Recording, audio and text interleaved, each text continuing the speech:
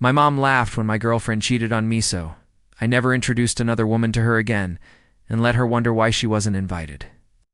To my wedding, I'm a 28-year-old guy, and growing up, my mom always seemed to enjoy my misfortunes more than my successes. I remember being 8, tripping on the front steps with my new shoes, scraping my knee, and expecting the usual, "It's okay, it happens," from a parent. Instead, she laughed so hard I thought my leg had broken her funny bone. She told the story at dinner. Adding flourishes, I would never have imagined my shoes flying like rockets and me doing a full somersault into embarrassment. Cousins who were visiting doubled over laughing, and I sat there feeling like the universe had singled me out for humiliation. That was the pattern of my childhood. Any little slip, any minor failure, she'd magnify it, tell the story to relatives, or repeat it to family friends as if it were some sort of entertainment. School wasn't any different. If I got a B on a test, she would compare me to my cousin Jason, who never got less than an A, and who, of course, had some mythical trophy in every subject imaginable. Maybe if you tried a bit harder, you wouldn't be such a disappointment, she'd say, not even hiding the smirk on her face. I learned to laugh it off, nod, and take the praise when it went my way, but deep down, I carried the weight of her judgment with me everywhere. Even my small triumphs were never safe. When I won a spelling bee in 5th grade, she clapped for me but immediately followed up with, "Well, it's not like you beat Jason or anything, so let's not get too excited." I tried to shrug it off, but the words cut deep. She had this knack for turning pride into guilt and joy into shame. It's almost like a magician flipping the card I thought I was holding. Despite it all, I craved her approval. I thought if I just did enough, worked hard enough, maybe she'd finally smile without the edge of mockery in her eyes.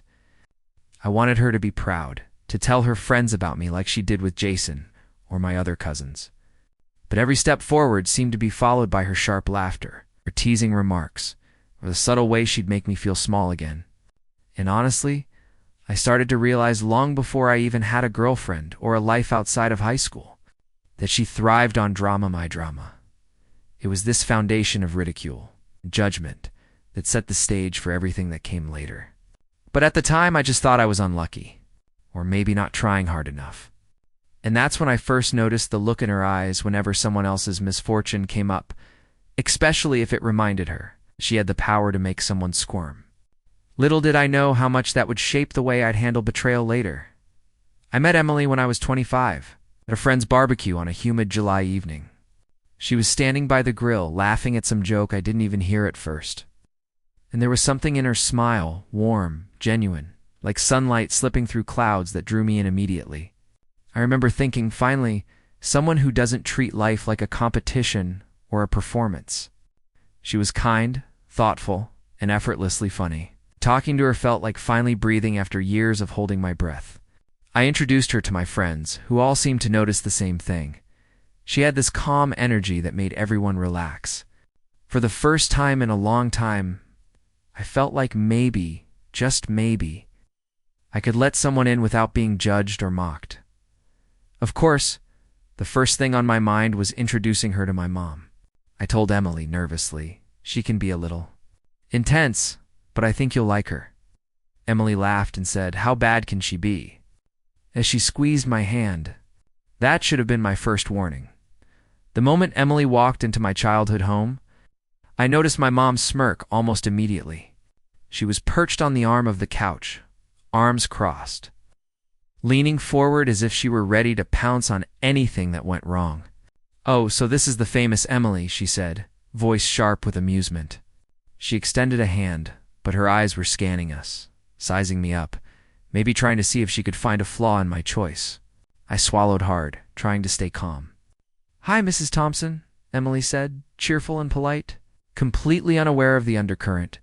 The night started normally enough. We ate dinner, exchanged small talk, but little things began to unsettle me. My mom laughed a little too hard at Emily's nervous jokes, added sarcastic comments under her breath, and every compliment Emily gave me seemed to be met with a tiny, derisive counter. I could feel Emily's smile stiffen when my mom said, "You know, when I was your age, I never needed someone else to make me happy." I wanted to defend Emily, but I froze. That same old dread from my childhood, the one where any misstep would be amplified, crept back. Still, I told myself Emily's different. She'll see it for what it is. I didn't know yet that my mom's enjoyment of drama wasn't just reserved for my childhood, it extended to every part of my life. Every choice I made, especially when it came to the women I loved. And as I watched my mom subtly mock, judge, and test Emily, I felt a pit open in my stomach, one that whispered, "This is going to get ugly." I never thought I'd be the kind of guy who walked into a room and felt the floor fall out from under him. But that's exactly how it happened when I found out about Emily. It started with a casual message from a friend I trusted. The kind of friend who knows you better than anyone else. "Dude, I think you need to see this," he said, sending me screenshots of texts between Emily and some guy I didn't even know existed. My chest went cold as I scrolled through the messages' flirtations. Late-night rendezvous and plans to meet that I wasn't invited to. I sat on my couch for what felt like hours, my heart hammering, staring at my phone as the reality settled in. Emily had been cheating on me. The first wave was disbelief. My mind kept replaying every date, every laugh, every late-night conversation we had. How could I have missed this? She had seemed perfect, attentive, genuinely caring. But the texts were there, undeniable, screaming betrayal across my screen. I felt like I had been punched in the chest, the air knocked out of me. I couldn't even process anger yet. All I could feel was a deep, hollow kind of pain. The kind that makes your stomach twist and your hands shake. When I finally confronted her, it was in my apartment, late at night, the streetlights casting shadows across the living room. "Emily, what is this?" I asked, my voice barely above a whisper. Her eyes widened, and then she tried to laugh it off. "Oh, it's not what it looks like," she said, fumbling with her words. But I had already read every word. I felt my chest tighten, a mix of betrayal, humiliation, and disbelief. I wanted my mom now, more than ever. I thought maybe, just maybe, she would be the one person who'd tell me it wasn't my fault, that I didn't deserve this. So I called her, hoping for comfort, and that's when the second blow landed. Her laugh, loud, cruel, almost gleeful, oded through the phone. "Oh, honey, I knew something like this would happen. You always pick the wrong girls," she said, the amusement in her voice twisting the knife. I froze, staring at the ceiling, the weight of her laughter settling over me like a storm cloud. In that moment, I realized two things. 1, Emily had betrayed me. 2, my mom would always find some way to make me feel smaller, humiliated, even in my worst moments. And as I hung up, my chest tight and my hands trembling, a thought hit me like ice. Maybe I should never let her see another woman I care about again. That's when the plan, quiet and simmering, started to form in the back of my mind, though I didn't know it yet. After Emily, I felt like I'd been hollowed out from the inside. I couldn't focus at work, couldn't enjoy weekends. And every song on the radio seemed to mock me with its cliches about love and trust. The betrayal stung, yes, but my mom's laughter, the way she had savored my pain, cut even deeper. I wanted to call her, to scream, to make her understand what it felt like to be humiliated and heartbroken. But some part of me knew it wouldn't matter. She'd only twist it into a story she could retell, embellishing my misery for her own amusement. Friends reached out, trying to check in, asking how I was holding up. I forced smiles and laughs, hiding the storm inside, pretending like I was okay while replaying every text, every word, every stolen moment Emily had shared with someone else. Nights were the worst. I'd lie in bed, staring at the ceiling, feeling my chest tighten as memories of her laughter and my mom's mocking voice intertwined. "You always pick the wrong girls," my mom had said, and it rang in my ears over and over. It's like some cruel mantra.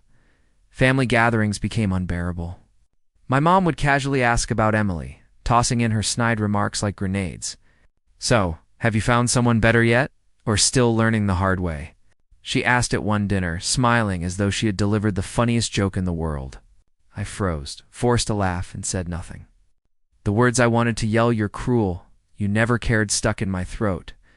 I realized she didn't just enjoy my pain, she thrived on it. I started withdrawing, quietly keeping people at arm's length. I didn't want to talk about it. I didn't want to explain my feelings to anyone who would just turn it into entertainment. I felt isolated, and the shame, the humiliation, became a constant companion. Every interaction with my mom reminded me of her cold enjoyment of my suffering. It was in those quiet, angry, sleepless nights that I started thinking differently. Maybe the solution wasn't confrontation or explanation, it was avoidance. If she couldn't be trusted to support me, maybe she shouldn't be allowed into my life in the same way ever again. The thought was terrifying, yet oddly freeing.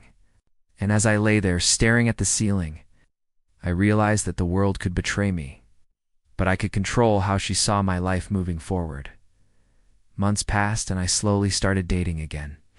I was hesitant, cautious, like a man tiptoeing through a minefield, afraid of another explosion of betrayal. Emily's memory lingered like smoke in the air, and my mom's laughter haunted every memory of her. But I also craved connection, companionship, someone who would see me not the kid my mom had mocked endlessly. When I met Clara, she was different, kind, grounded, and utterly unbothered by the world's chaos. I liked that about her. I thought maybe she could handle the complexities of my family. The first time I brought Clara over for dinner, I felt that familiar knot in my stomach. Would my mom laugh? Judge, test her. As we stepped into the living room, my mom's eyes lit up, not with warmth, but with that same calculating amusement. "Oh, another one," she said casually, as if she were announcing the arrival of a new contestant on some cruel reality show. I forced a smile and introduced them, trying to keep the tension light. Clara shook my mom's hand, polite but cautious, sensing the same undertone I felt all those years. The night was filled with small tests. My mom made comments like, "So, how long before she realizes she married a man who trips over his own feet?" and tossed in backhanded compliments about Clara's outfit. Each word was like a pinprick, designed to test boundaries, to see how far she could push. I stayed quiet, refusing to validate her cruelty. Clara thankfully laughed it off, but I could see the discomfort in her eyes. The experience was a bitter reminder.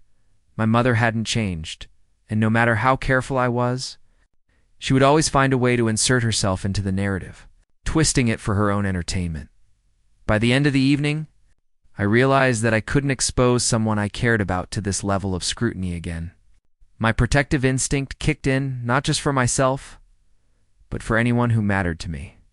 From that moment on, I started keeping my serious relationships deliberately private, hidden from her judgment and sarcasm. The tension was palpable, even as we left the house. And I caught my mom watching us drive away, a faint, puzzled frown on her face. It was subtle, almost imperceptible, but I could feel the power shift slightly. I was beginning a quiet, deliberate, long-term strategy to protect my happiness and let her wonder why she wasn't a part of it. And in that growing sense of control, a seed of satisfaction took root. Even if the storm wasn't over yet, it hit me like a punch I didn't see coming. I thought Emily's betrayal had been an isolated incident, cruel twist of fate, but over time I started noticing patterns that I couldn't ignore. Casual conversations with relatives, offhand remarks from friends, little slips here and there, they painted a picture I wasn't ready to see. My mom hadn't just laughed at my heartbreak once. She had a habit of gossiping about my relationships, painting me as unlucky, foolish, or incapable of choosing wisely. Every woman I had cared about, every relationship I had tried to build, she had quietly undermined in ways I hadn't understood at the time. The first time I fully realized it was at a family gathering. I was talking with my cousin about Clara, just mentioning how happy she made me. Later, I overheard my mom laughing with another relative. "Oh, he's at it again. Poor thing just doesn't know how to pick, does he? I hope this one doesn't break his heart like Emily." I froze. She was still talking about Emily? And worse, she was actively shaping the narrative, casting me as the victim of my own poor choices. That's when it hit me. The betrayal hadn't been Emily's alone. It had been a combination of her actions and my mother's toxic influence, a twisted partnership I had been blind to all along. I felt a cold fury, a mix of shame, heartbreak, and rage. Everything clicked, the subtle digs, the laughter, the way she seemed to thrive on my humiliation. My mother hadn't just enjoyed Emily's betrayal. She had practically set the stage for it in her own way. I realized I had been dealing with two betrayals at once, the obvious one from Emily, and the quiet, insidious one from my own mother. That revelation changed everything.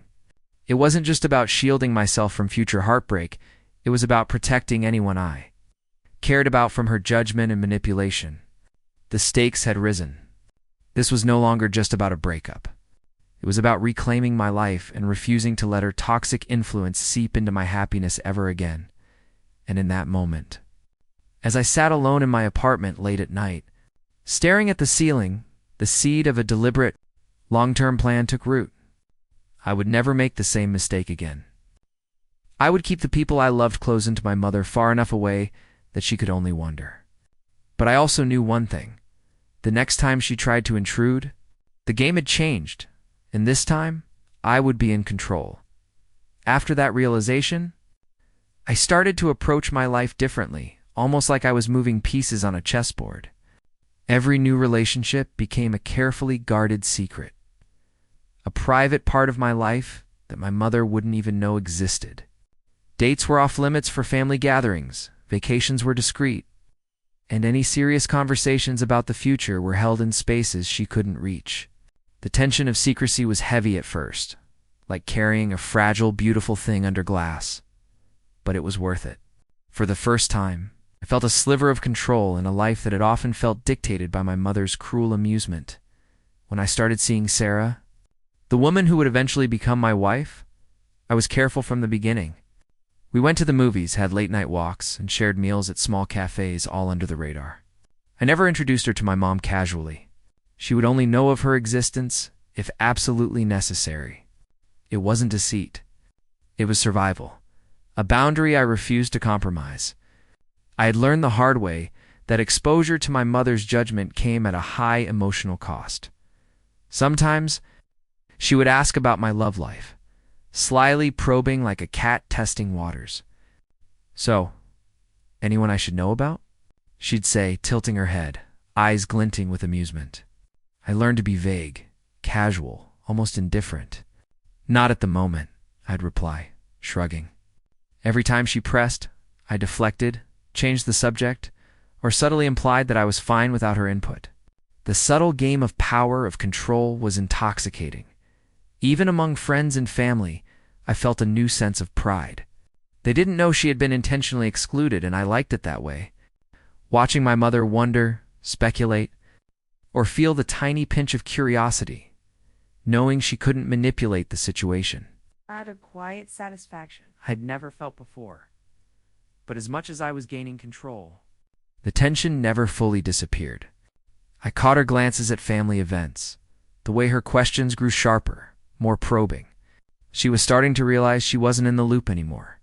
And as I sat there, pretending to casually enjoy yet another family dinner while keeping Sarah out of sight, I knew the long game had begun, and there was no turning back. It wasn't supposed to happen like this. I thought I had control, that I could quietly live my life without my mom's interference. But life has a way of exposing even the most careful plans. It happened at a distant cousin's wedding, one of those large, chaotic family gatherings where everyone is too busy to notice the subtle drama, yet somehow the drama always finds you. I was talking with my uncle about my upcoming engagement to Sarah, trying to keep it casual, when I mentioned her name in passing. My words were harmless, a simple detail. But someone else in the conversation let it slip a little louder than I realized. I felt the moment freeze. Across the room, my mom's eyes locked onto me like a hawk spotting prey. There was that flicker of curiosity, that spark of suspicion that told me immediately she had caught on. I wanted to vanish, to disappear under the table, but it was too late. She started asking questions, subtle at first, polite, almost conversational. "Who's this, Sarah? How long have you two been together? Why didn't I hear about her?" Each inquiry was a knife twisting slowly, and for the first time, the long game felt dangerous. My chest tightened, my heart pounding. I could feel the weight of years of judgment and ridicule pressing down, threatening to crush the careful boundaries I had built. The fear of slipping, of giving her even a hint, sent a shiver down my spine. My mind raced. Should I lie, deflect, or finally tell her the truth? But I knew the truth would only escalate her drama, feeding her need to control and mock. I excused myself briefly, stepping outside to catch my breath, the cool air doing little to calm the storm inside. The tension in my chest was unbearable, a mix of guilt, fear, and anger. I realized just how much power she still had over me emotionally, despite all my precautions. It was a humbling, it's almost paralyzing moment. The rock-bottom low of carefully curated secrecy meeting the unavoidable. Intrusion of family curiosity. When I went back inside, I met her eyes across the crowded room. There was a faint smirk on her lips, just enough to let me know she was thinking, "You're hiding something from me, and I'm going to find out." That look ignited something inside me, a determination to see this through, to keep control of my life no matter what. But I also knew the storm was far from over. Planning the wedding with Sarah was supposed to be one of the happiest times of my life, but it also became the perfect stage for subtle, quiet revenge. Every decision felt charged with purpose, every guest list, every invitation, every detail was a calculated move. I spent hours poring over seating charts, venue options, and catering lists, all while carefully ensuring that my mom's name never crossed the paper. The thought of her discovering she wasn't invited filled me with a sense of justice I had never allowed myself to feel before. It wasn't malicious, not in the traditional sense. It was measured, deliberate, and deeply satisfying. When I told Sarah why certain people weren't included, she understood immediately. She had seen the dynamics, felt the tension with my mom firsthand, and nodded silently. "This is your family," she said softly, "and you get to protect your happiness." Her words struck me in a way nothing else had. For the first time, I felt fully supported and validated. Every small smirk or sarcastic comment my mother had ever thrown at me, every laugh at my misfortune, felt like fuel for the careful plan I was executing now. I started imagining the moment my mom would find out, the questions she'd ask, the confused frown on her face, the way she'd try to manipulate or guilt me into inviting her. None of it would work this time. I felt a thrill thinking about how she would have no power over this part of my life. The tables had turned, subtly but undeniably, yet even as I immersed myself in the planning, there was tension beneath the surface. I caught glimpses of my mom at other family events, asking indirect questions, trying to probe into details she wasn't supposed to know. I could feel the storm brewing in her mind, the curiosity gnawing at her. It was intoxicating to watch from a distance, knowing that the power had shifted subtly, yet permanently, as I finalized the guest list late one night. The realization hit me fully. This wedding was more than a celebration. It was the culmination of years of silent, patient control. And as I set aside the final envelope, ready to mail the invitations, I knew the moment of truth was approaching. My mom would soon see the consequences of laughing at my heartbreak years ago. But how she would react, that was the part I was most eager to witness. The day the invitations went out, I felt a strange mix of excitement and nerves. I had meticulously double-checked every address, every name, in every detail, making sure my mom's absence was deliberate, unmistakable. I couldn't help but smile at the thought of her receiving the invitation packet and realizing she wasn't included. It was quiet, slow-burning justice. It's the kind that doesn't scream revenge but whispers it in the corners of the mind. A few days later, I got the call. The tone in her voice was almost casual, but I could hear the tension beneath it, the sharp edge of suspicion she couldn't hide. "So, I got the invitation list from your cousin," she said, carefully measured, "and I didn't see my name. What's going on?" I let a pause hang in the air, long enough to make her squirm, savoring the moment silently. "Mom," I said finally, calm and measured, "I decided to keep the guest list small. We wanted to include only those closest to Sarah and me." There was a pause on the other end. Then, "Oh, I see," she replied, voice faltering just slightly, but she tried to mask it with indifference. I could almost hear her mind spinning, calculating, trying to figure out if there was a mistake, if she could charm or guilt her way into an invite. But this time, it wouldn't work. Not after years of her subtle manipulations, her laughter at my pain, her constant undermining. This time, I held the power. The conversation ended, but the victory was palpable. I felt a wave of vindication wash over me, calm, controlled, and entirely satisfying. She didn't yell, she didn't beg, and she didn't confront me aggressively. She could only stew in confusion and curiosity, wondering why she had been excluded from something that was, in her mind, a family milestone. Even later, at family gatherings, I noticed the subtle glances, the half-formed questions that never fully came out. My mother was aware something had changed, that she no longer controlled the narrative of my life. And though she might never say it aloud, I could feel the quiet shift in power. I had finally reclaimed the space that had been hers to dominate for so long, and it felt liberating. But even with the sense of triumph, I knew the emotional tension wasn't fully over. The storm had passed, but the ripples remained. I couldn't help but wonder how she would try to navigate this new reality.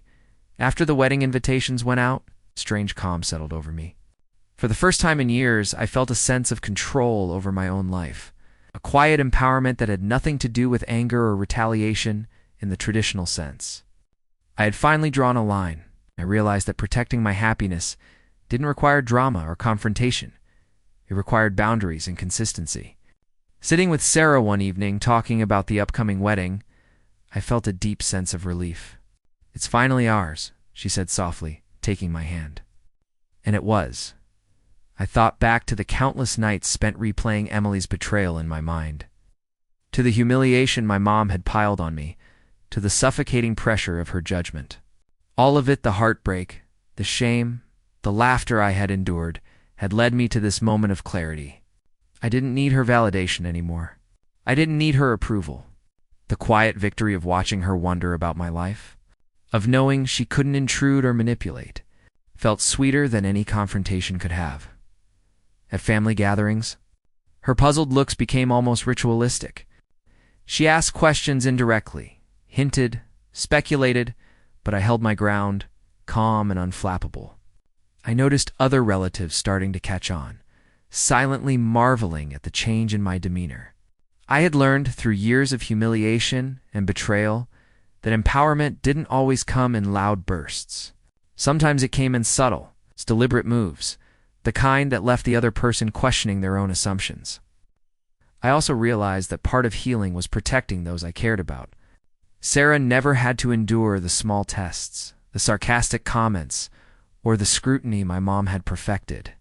Our relationship was a safe space, untouched by the toxic dynamics that had haunted my past. I could finally love without fear, laugh without guilt, and live without constant self-monitoring. And in that quiet space, I felt the full weight of vindication. I had been betrayed, laughed at, and undermined for years, but I had survived. I had built boundaries strong enough to safeguard my happiness, and the sense of peace that came from that knowledge was intoxicating.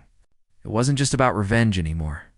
It was about reclaiming my life, one deliberate choice at a time.